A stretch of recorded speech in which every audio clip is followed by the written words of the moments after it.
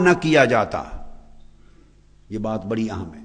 حجت ہوتی تو اس کی کتابت سے منع نہ کیا جاتا. لہذا منع کتابت کو انہوں نے عدم حجیت حدیث کی دلیل بنایا. یہ ایک فتنہ ہے، گمراہی ہے، جہالت ہے. انہوں نے منع کتابت کی احادیث کو بھی جمیع کتب میں از اول تا آخر تفصیلا نہیں پڑھا. کہنے والوں کی علم کی سطحیت ہے. منع کتابت حدیث سے حدیث نبوی کا حجت نہ ہونا کہیں سے بھی ثابت نہیں ہوتا. یہ ایک مسئلہ الگ ہے، اس کے اسباب الگ ہے. میں پھر دہرا رہا ہوں، بعض روایات جو منع کتابت حدیث میں آئی ہیں، لکھو نہیں میری سوائے قرآن کے اور کچھ نہ لکھا کرو، اس سے حدیث کا حجت نہ ہونا، اس کا اتھارٹی نہ ہونا ہرگز ثابت نہیں ہوتا. اور اس کا کوئی تعلق حجیت اور عدم حجیت کے ساتھ نہیں. یہ مسئلہ الگ ہے. اس لیے کہ اگر حدیث حجت نہ ہوتی اور آقا علیہ الصلوۃ والسلام کا کتابت سے منع کرنے کا منشا یہ ہوتا کہ حدیث پر تکیہ نہ کیا جائے، اس پر علم کی بنیاد نہ رکھی جائے، میرے حدیث سے احکام کا اعتماد نہ کیا جائے اور حدیث کو حجت نہ مانا جائے، تو آقا علیہ السلام صرف کتابت حدیث سے ہی منع نہ کرتے بلکہ روایت حدیث سے بھی منع فرماتے کہ حدیث کو آگے روایت نہ کیا کرو، اس کو آگے پہنچایا نہ کرو، اس سے بھی منع فرماتے. یہ سوچنے کی بات ہے کہ ایک عارضی وقت کے لیے کتابت سے منع کیا، مگر اسی دور میں کتابت سے جب منع کیا اپنی حدیث کو یاد کر کے ہر آگے دوسرے شخص تک پہنچانے کا حکم دیا. اس سے کیا ثابت ہو رہا ہے کہ منع کتابت کی کسی اور سبب سے تھی، مگر آقا علیہ السلام چونکہ اپنی حدیث دوسروں تک پہنچانے کا حکم دے رہے تھے تو منع کتابت میں بھی حجیت حدیث کا پیغام تھا. اب صحیح روایت ابو سعید خدری رضی اللہ تعالیٰ عنہ کی ہی ہے صرف منع حدیث میں، جو صحیح مسلم میں آئی ہے اور نسائی میں ہے اور دارمی میں. مگر اس حدیث کو جس کے راوی خود ابو سعید خدری رضی اللہ تعالیٰ عنہ ہیں منع کتابت پر، اس حدیث کو مکمل نہیں پڑھا، لوگوں نے اس کا ٹکڑا پڑھا اور یہ علمی خیانت اور بددیانتی ہے. آقا علیہ السلام کی حدیث کو مکمل نہیں پڑھا، لوگوں کو نہیں بتایا. اسی حدیث میں آقا علیہ السلام نے فرمایا لا تکتبوا انی شیئا سوى القرآن، جس سے اخذ کیا جاتا ہے مجھ سے سوائے قرآن کے کچھ اور نہ لکھا کرو، اور جس نے کچھ اور لکھا ہوا ہو مٹا دے. اب اتنا بتایا گیا، مگر حدیث آقا علیہ السلام کی ابو سعید خدری رضی اللہ تعالیٰ عنہ سے مروی یہی کچھ نہیں ہے. یہ نامکمل ہے مضمون. پورا مضمون یہ ہے، یہ فرما کر فرمایا وحدثوا عنی، جو کچھ مجھ سے سنو آگے اس حدیث کو روایت کیا کرو، لوگوں تک پہنچایا کرو. ومن کذب علی متعمدا فلیتبوأ مقعدہ من النار، اور جو جان بوجھ کر مجھ پر جھوٹ بولے اور میری حدیث کی روایت میں بددیانتی کرے اس کا ٹھکانہ جہنم میں ہے. صحت کے ساتھ سچائی کے ساتھ جو حدیث مجھ سے سنو آگے پہنچایا کرو. حدثوا عنی، یہ اسی حدیث کا حصہ ہے. تو کتنا ظلم ہے، کتنی بددیانتی ہے، کتنی خیانت ہے کہ ایک حدیث مکمل مضمون ہے جو آقا علیہ السلام نے فرمایا، اس کا ایک ٹکڑا بیان کر دیا اور ایک ٹکڑا چھوڑ دیا.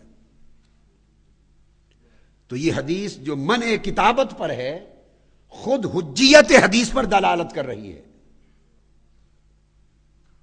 تو پتہ چلا کہ منع کتابت کے اسباب کچھ اور تھے، مگر منع کتابت کے وقت بھی آقا فرما رہے تھے حدثوا عنی، اگر ایک جملہ بھی مجھ سے سنو تو وہ بھی آگے پہنچایا کرو.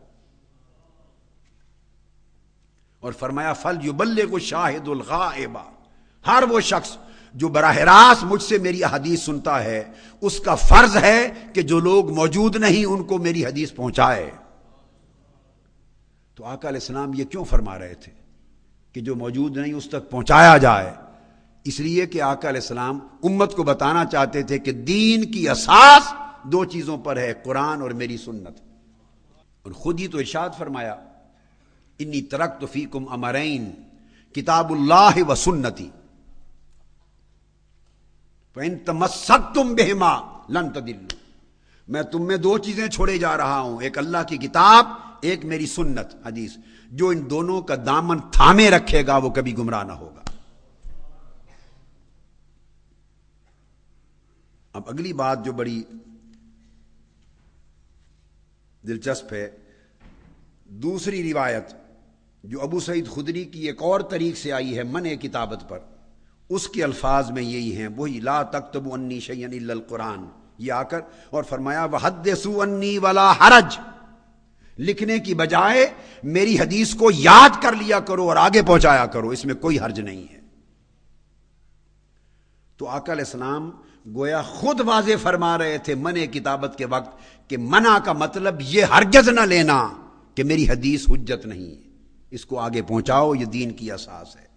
اور فرمایا وحدثوا عن بنی اسرائیل ولا حرج، حتیٰ کہ بنی اسرائیل کی روایات بھی جو درست ہوں ان کو بھی آگے پہنچایا کرو۔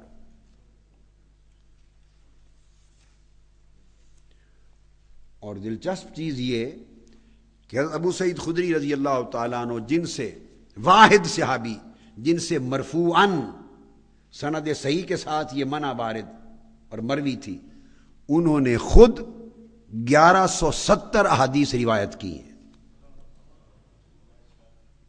وہ ایک صحابی واحد جس سے مرفوعاً سند صحیح کے ساتھ منع کتابت کی روایت آئی ہے، خود انہوں نے 1170 احادیث نبوی روایت کی ہے۔ تو ان کا اپنا عمل بتا رہا ہے کہ منع کتابت کا مطلب ہرگز منع روایت نہ تھا، منع کتابت کا مطلب منع روایت نہ تھا اور حجیت حدیث کی نفی نہ تھا۔ ورنہ جنہوں نے براہ راست زبان مصطفیٰ صلی اللہ علیہ وآلہ وسلم سے یہ بات سنی تھی کہ کتابت کی منع فرما رہے ہیں، وہ بہتر سمجھتے تھے کہ منشا رسول کیا ہے، یا 14 صدیوں کے بعد ہم سمجھتے ہیں کہ منشا کیا تھا۔ بہتر کون سمجھتا تھا؟ جنہوں نے اپنے کانوں سے براہ راست سنا۔ تو جنہوں نے براہ راست سنا اور بیان کیا وہ خود 1170 احادیث روایت کر رہے ہیں آگے۔ اس کا مطلب ہے کہ وہ روایت حدیث پر قائم تھے، روایت کرتے تھے۔ اب دوسری روایت جس کی سند صحیح نہیں، حضرت ابو ہریرہ رضی اللہ تعالیٰ عنہ سے ہے۔ بس یہ کل مدار ہے منکرین حجیت حدیث کا اور منع کتابت پر اپنی دلیل کی عمارت قائم کرنے والوں کا۔ ایک صرف صحابی سے جو مروی ہے وہ سند صحیح ہے، اور میں اس پر آگے ساری باتیں لا رہا ہوں انشاءاللہ، رفتہ رفتہ آتے ہیں ہر چیز پر۔ بقایا ان کے پاس کچھ نہیں سند صحیح کے ساتھ۔ دوسرا تکیہ کرتے ہیں ابو ہریرہ رضی اللہ تعالیٰ عنہ کی روایت پر، اور وہ روایت ضعیف ہے اپنی سند میں، اس کا اسناد ضعیف ہے۔ اس میں راوی جو ابو ہریرہ رضی اللہ تعالیٰ عنہ سے مروی ہے عبد الرحمن بن زید بن اسلم ہے، اور وہ ائمہ جرح و تعدیل کے ہاں ضعیف راوی ہے۔ اس پر اتنے بڑے مسئلے کی حکم کی بنیاد نہیں رکھی جا سکتی، صحیح نہیں۔ مگر پھر بھی چونکہ ان سے ایک روایت مروی ہے منع کتابت کی، تو منع کتابت کی ایک روایت ہے، اور خود ابو ہریرہ رضی اللہ تعالیٰ عنہ نے 5374 احادیث آگے روایت کی ہے۔